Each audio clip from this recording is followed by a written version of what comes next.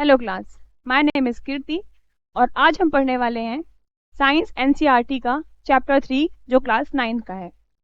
तो चैप्टर का नाम क्या है आप स्क्रीन पे देख सकते हैं सामने। ठीक है, क्या नाम है? Atoms and molecules. तो एटम और मॉलिक्यूल की जर्नी शुरू करने से पहले चलिए हम थोड़ा सा पीछे मुड़ के देखते हैं कि हमने अभी कौन से स्टेप्स कंप्लीट किए हैं। राइट, हमने कितने लेवल पार किए हैं मीन्स केमिस्ट्री के। तो हमने चैप्टर 1 में क्या पढ़ा था बेटा? हमने पढ़ा था मैटर सराउंडिंग अस, जो भी हमारे सराउंडिंग मैटर है हमने उनके बारे में स्टडी की थी। यहाँ उसके बाद सेकंड चैप्टर हमने डिस्कस करा था जिसमें हमने जाना था कि मैटर्स प्योर हैं या वो मिक्स्ड फॉर्म में हैं, है ना। ये हमने देखा था। अब हम देखने वाले हैं मैटर्स के आगे की जर्नी। थोड़ा सा लेवल हमारे यहाँ पर हाई होने वाला है। अब हम असली केमिस्ट्री की जो वर्ड है ना वहाँ पर एंट्री करने वाले हैं।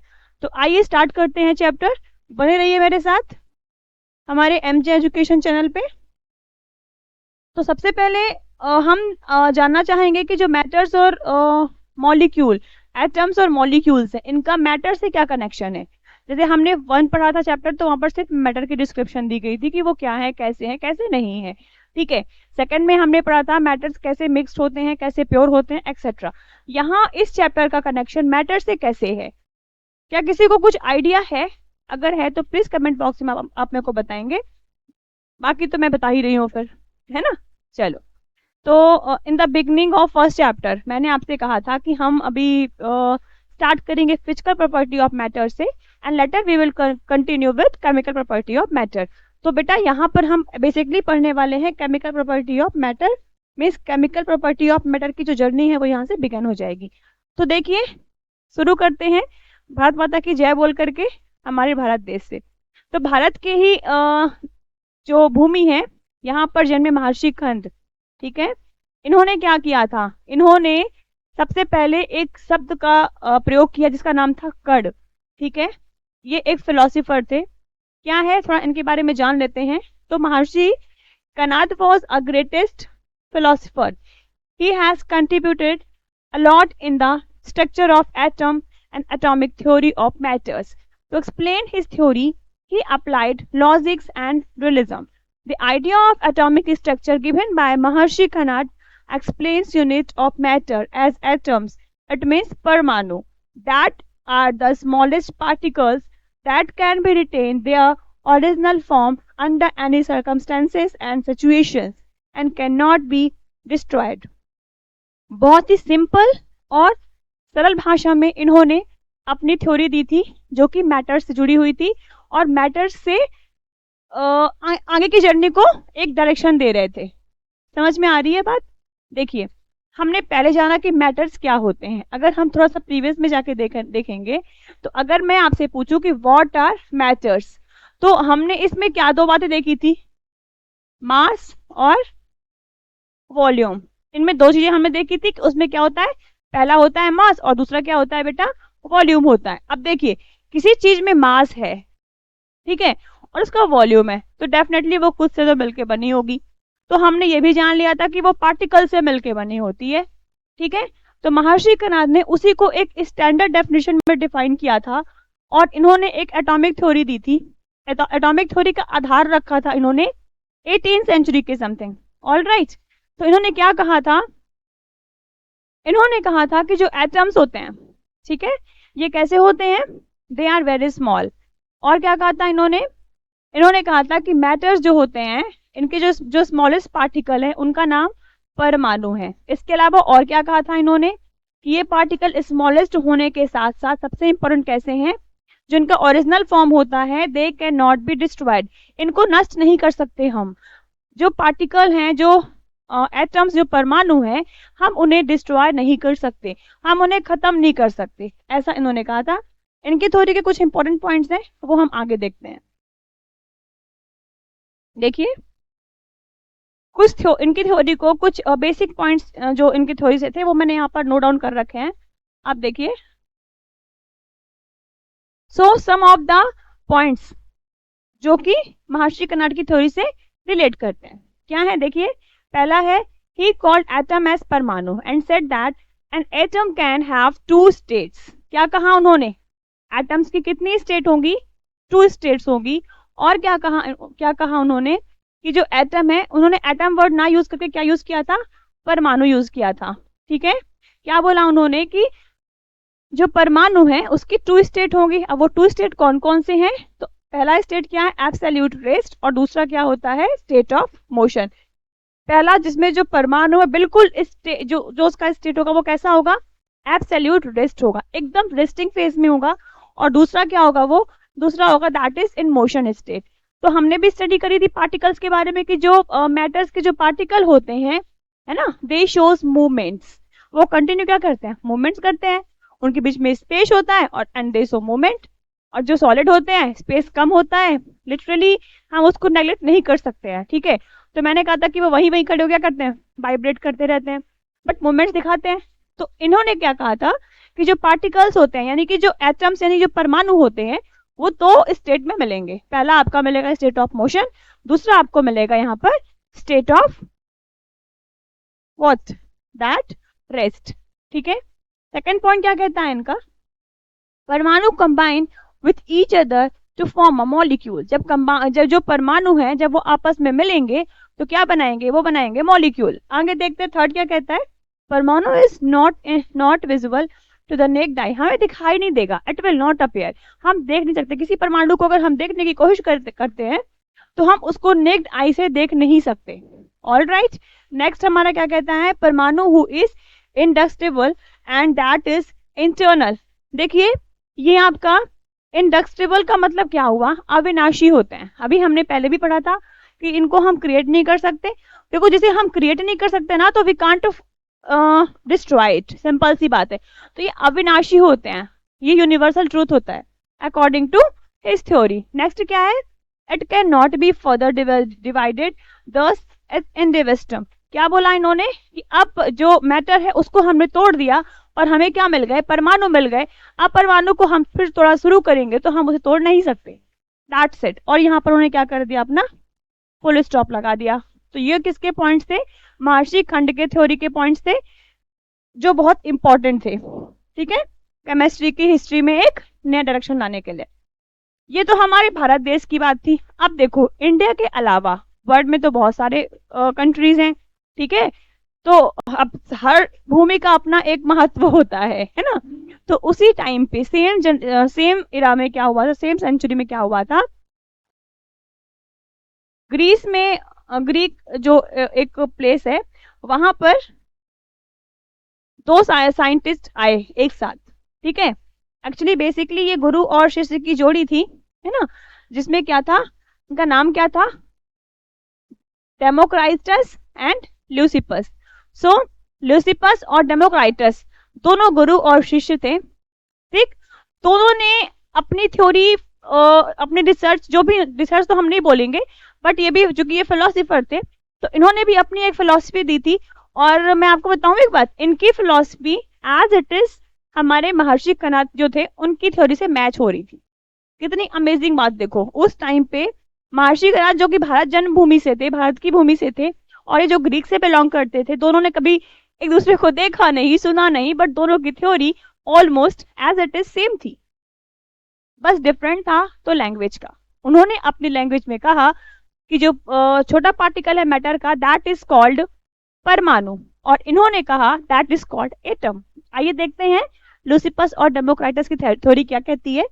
तो इनके अकॉर्डिंग क्या है, they suggested that if we go on dividing matter, अगर हम मैटर को डिवाइड करने जाते हैं, a stage will come when particles obtained cannot be divided further।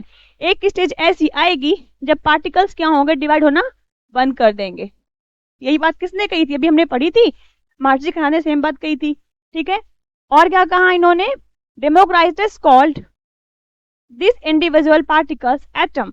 उन्होंने इस इंडिविजुअल पार्टिकल को, मीन्स अगर ये एक मैटर है, इसको मैं तोड़ू फोड़ू कुछ भी करूं, तो जो इसके स्मॉल पार्टिकल्स होंगे, ठीक है, तो इन्हीं पार्टिकल्स को डेमोक्राइटस ने क्या नाम दिया था बच्चे, इन्होंने कहा था दीज आर एटम्स। क्या कहा था इन्होंने, इसको एटम्स कहा था। आगे देखते हैं इसका मतलब क्या है, इंडिविजुअल, जिसको हम डिवाइड, ये इंडिविजुअल वाला इंडिविजुअल नहीं है, ध्यान रखिएगा, जो आपके पर्सन को डिफाइन करे, ये इंडिविजिबल वाला है जिसको हम डिवाइड नहीं कर सकते।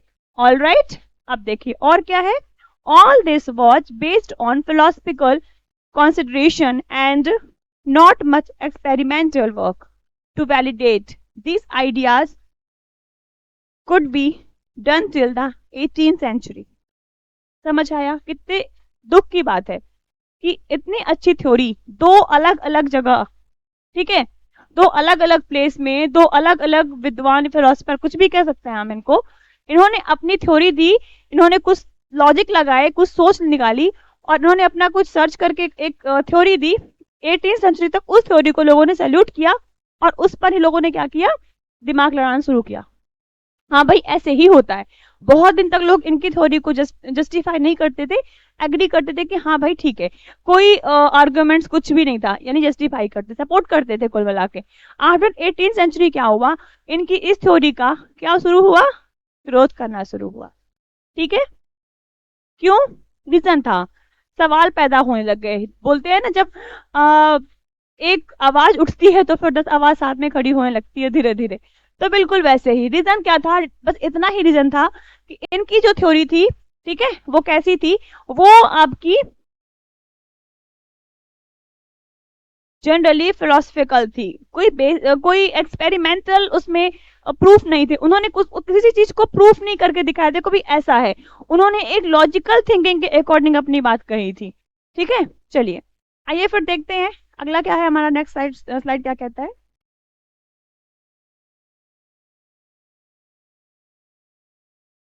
So law of chemical combination, तो लॉ ऑफ केमिकल कॉम्बिनेशन की जो थ्योरी है ये हम आगे पढ़ने वाले हैं, बट ये जो लॉ ऑफ केमिकल कॉम्बिनेशन है, हमने जो पढ़ा सेकेंड चैप्टर में, क्या पढ़ा हमने कि कंपाउंड बनता है, एलिमेंट्स बनते हैं, ठीक है, पढ़ा था हमने। प्योर सब्सटेंस में हमने दो बातें पढ़ी थी बेटा, कि एक तो होता है एलिमेंट, दूसरा होता है कंपाउंड्स। तो एलिमेंट्स में हमने देखा था बच्चे, क्या देखा था हमने कि एलिमेंट्स आपका हो जाएगा ऑक्सीजन, है ना,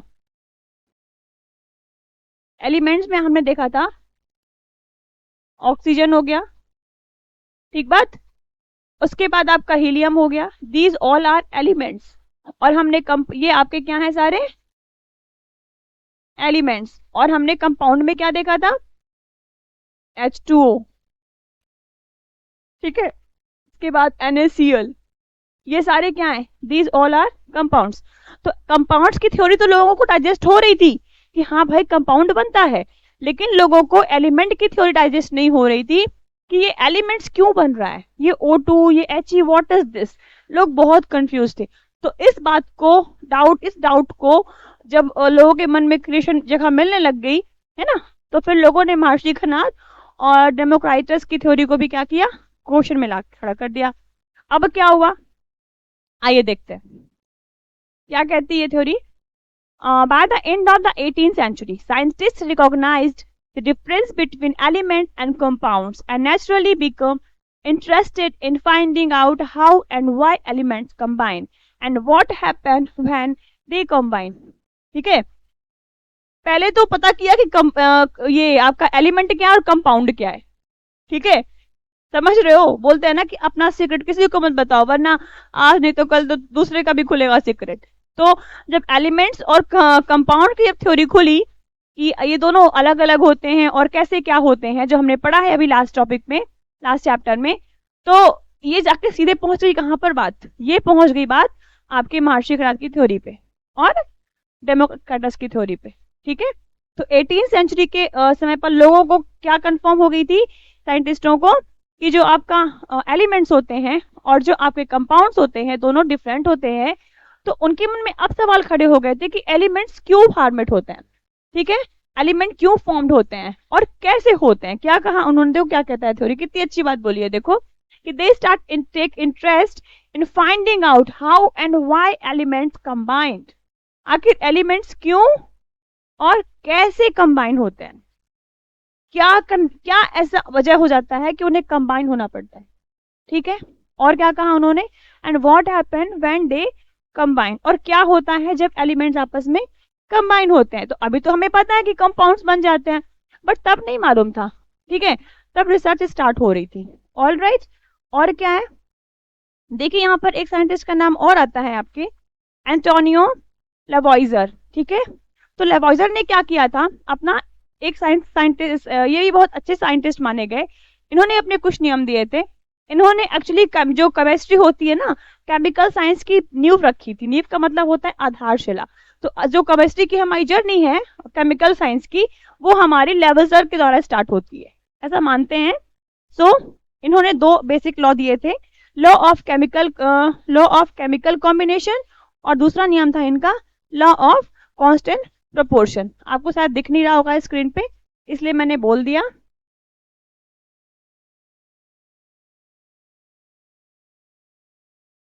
ठीक है, चलिए आगे देखते हैं अगला क्या है हमारा नेक्स्ट।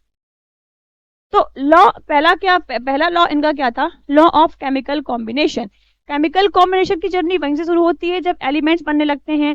एलिमेंट्स जुड़ने के बाद कंपाउंड बनने लगते हैं। तो एलिमेंट्स का बनना और कंपाउंड का बनना अपने आप में क्या होता है बेटा, this is already a chemical process. दूसरा नियम हमारा क्या कहता है, दूसरा नियम कहता है law of constant proportion. Proportion constant रहेगा। तो आई थिंक आज के लिए इतनी क्लास काफी है। जो बाकी के टॉपिक है वो हम करेंगे अगली क्लास में। Thank you so much. खुश रहिए, पढ़ते रहिए। Take care.